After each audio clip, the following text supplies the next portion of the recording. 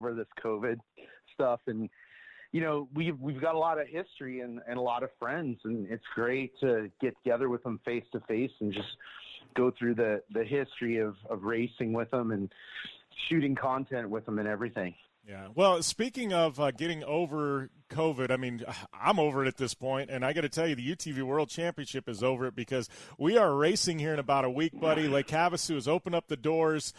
We are coming with the biggest, baddest UTV racers on the planet to Lake Havasu, 30 minutes from my house.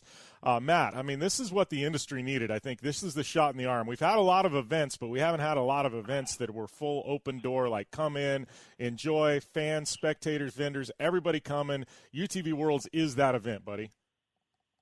Yeah, no, look, it's really going to be the first event back is what I would call it. I mean, obviously, we're suggesting that everybody wear a mask and be safe and everything, but, we're an outdoor event. And this week, the mayor basically came out and rescinded the mask order.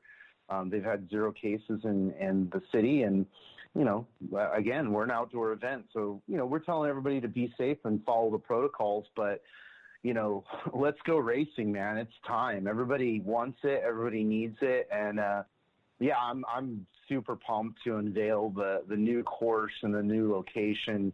My brother and I have been working on this for years, and we finally got it done. And fortunately, the timing works for us. Works for everybody actually. So we're excited. It's gonna be a big event. We have, basically 20 hours of live streaming that we're gonna do. Everybody's seen our live stream that we did with the Mint 400. We're gonna be doing a similar thing at the UTV World. So.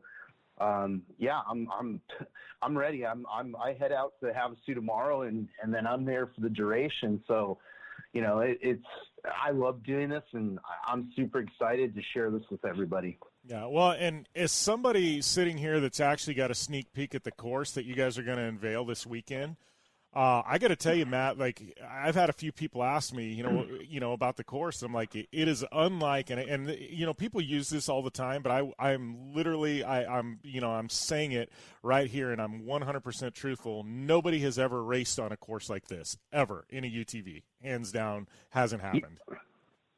Yeah, listen, absolutely. I mean, one of the reasons that we chose Havasu is because of its unique terrain. It has a very good mixture of everything. And, I don't feel like UTVs have been really tested. They're a very versatile platform, and they can do a lot of things, and they have a radical approach angle. So, this course is specifically designed for UTVs. Bigger cars couldn't do it. Bikes could do it, but, it wouldn't, I don't think it'd be I guess it would be a super fun bike course, but man, it is going to be a fun UTV course. It has rocks. It's got sand. It's got a little, rock crawl section in it. It's got some narrow canyons. It's got some wide washes, lots of room for passing. We're letting everybody pre-run so they can have a good look at it and figure out where their alternate lines are going to be. It's got a little bit of everything. I'm pumped.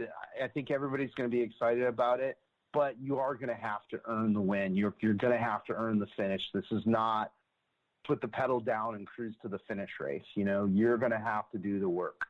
Yeah. And I was thinking about this after I got done, running the course, and I said, look, There's sections of it that remind me exactly of Parker and the Parker 425. Then there's sections of it that remind me exactly of, even like Mike's Sky Ranch loop in certain areas. And then there's areas that, could even be a little bit of, Johnson Valley and bits and pieces of the KOH course, and I'm like, so take Parker, take Mike's Sky Ranch and the Baja 500 and take KOH and mix them all up, and that's kind of what this track is. With probably some stuff thrown in from other areas of the country that I don't even know, Yeah, I mean, look, I think the only thing, we were talking about this the other day, the only thing we don't have in there that we would love is the water crossing, right? Yeah. But I think you're absolutely right. And because of all the time you've spent racing trophy truck and racing UTV, that there's just some courses that you're like, man, that was fun. It was challenging, but it was a lot of fun. and that's what this course is. So, no, I'm pumped. To be honest, I wish I was racing, because this is the type of race course that I love. Well, and the funny thing is, my first thought is when I was going around it, I was like, this is a course that, let's put it this way. If I got to go out in my UTV on a Saturday or Sunday, I don't want to go and race it on there or drive it on the Mint 400 course. If I'm recreationally driving, I'm not going to do that. But, this course, this is something, these trails and stuff, this is something on any given weekend I would want to go and take my UTV on. Not saying they're easy. I'm just saying I would want to take it out here and do this, Yeah, I mean, I've been around this course probably 30 times, right? And it's fun, and it's a good, it's a good first year course. I mean, the BLM has already agreed to give us the 60-mile loop for next year, so it'll be an even bigger loop next year, which will allow us to put more racers on the loop safely, and get some bigger, faster sections in there where we'll hit our top speeds. But this 30-mile loop, it's pretty badass, so again, it's like, I'm really excited. The goal of this event was to bring everybody in UTV racing together, but to really show the short course guys, and the kids how cool desert racing is, how much value you get back as a racer from racing in the desert. Yeah. Well, obviously, we've got the race going on, but we've got the festival. We've got a lot of vendors coming in. I know, there's, you've got the live stream for people who can't make the way out. I mean, give us the full details. People who want to come out on site. I know between Lake Havasu and Parker, still a lot of hotel rooms available. Welcome everybody. You've got a camp area. There's a lot of campground areas around Lake Havasu and even Overflow and Parker. I mean, obviously live stream. Give us the details on that, Matt. There's a lot for people, whether they want to be on site or virtually, sitting at home. Yeah, first off, all the information is on utvworldchampionship.com. So just head over there if you have any questions. But yeah, to run it down, if you're going to come, into town to spectate or to race, there's still hotel rooms available. There's Airbnbs available. On the website, we have several companies that rent campers. That's what I'm doing. I'm staying down by the water with a bunch of friends in Cattail Cove. So, come hang out with us. If you can't make it out, watch our live stream. Our live stream will be on Friday and Saturday, and we'll cover basically every race. So you're going to be with us on Saturday because you're racing on Friday. So that's going to be, unparalleled coverage of UTV racing.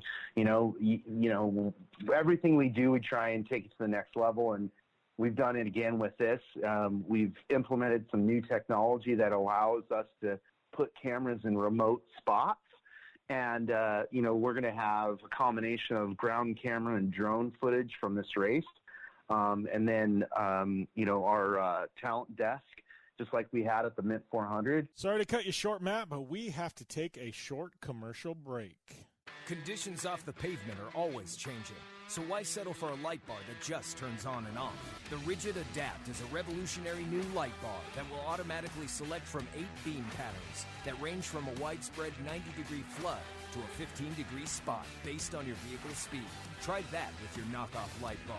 A dash-mounted controller allows the user to toggle between adaptive mode, beam patterns, and RGBW accent lighting. With Adapt, it's easier than ever to own the night. Don't just shred your way through any off-road rugged terrain. Get into gear with GSP XTV and let us redefine your adventure. The GSP Advantage of quality and performance sets a standard for UTV axles. We strive to provide premium ATV and UTV axles to keep you shreddy ready. Kick up some dirt and get in the driver's seat with GSP XTV. With over 35 years of experience, drive with a company you can trust. Drive with GSP. For more information, please visit us at gspxtv.com today. Thanks for tuning in to the Down and Dirty Radio Show. Available live online, in syndication on networks across the U.S., and available internationally on the American Forces Network. Welcome back to the General Tire Down and Dirty Radio Show, powered by Polaris RZR. I'd like to welcome my next guest, who can call himself a Baja champion. It's been a while since we had you on the show. Dan McMillan, man, welcome back, buddy. Hey, thanks, Jim. Thanks for having me. Still doesn't feel real, but yeah, we came home from San Felipe at Baja 500 champion, and Justin Bean Smith and I are super excited. Yeah, well, I guess, there you can win in trophy truck, right? Or in best in the desert and, trick truck. Like, there's wins, but then there's a Baja win. And, and I got to think, and even like this one, it was at San Felipe. And to me, like, a Baja 500 win is just a little bit bigger than a San Felipe 250 win. I feel like this has got to be pretty damn special, man. Yeah, it's very special. The two races that I remember the most growing up, we're always down in Baja, especially the 500 and the 1,000.